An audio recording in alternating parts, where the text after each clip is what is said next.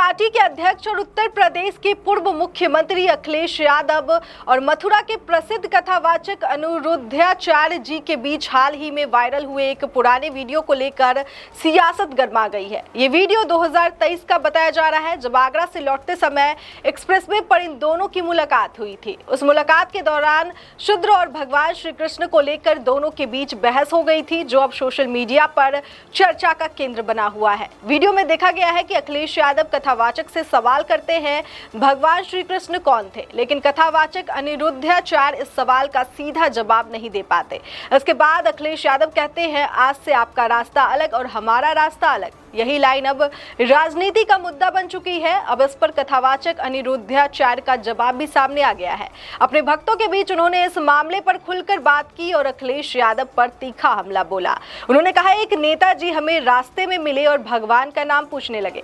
मैंने कहा, भगवान के नाम तो अनंत है, आपको कौन सा सुनना है? लेकिन जब मैंने उनके मुताबिक उत्तर नहीं दिया तो उन्होंने कहा कि हमारा और आपका रास्ता अलग। अनिरुद्धाचार्य ने सवाल उठाया कि क्या एक माँ अगर बेटे से सवाल करे और जवाब न मिले तो कह देगी कि हमारा और तुम्हारा रास्ता अलग। उन्होंने कहा, एक राजा को चाहिए कि वो प्रजा से पुत्रव्रत व्यवहार करे, लेकिन अगर नेता ही द्वेष से भरे हैं तो देश का भला कैसे होगा। साथ ही उन्होंने ये भी आरोप लगाया कि अखिलेश यादव मुसलमानों से तो कहते हैं तुम्हारा रास्ता हमारा रास्ता है, लेकिन संतों और सनातनी विचारधारा वालों से नहीं।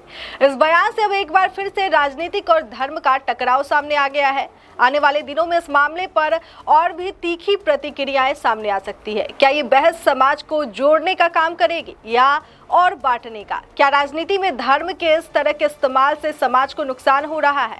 फिलहाल इतना ही, लेकिन इस मुद्दे पर हम नजर बनाए हुए हैं। आगे की हर अपडेट आपको सबसे पहले यही मिलेगी।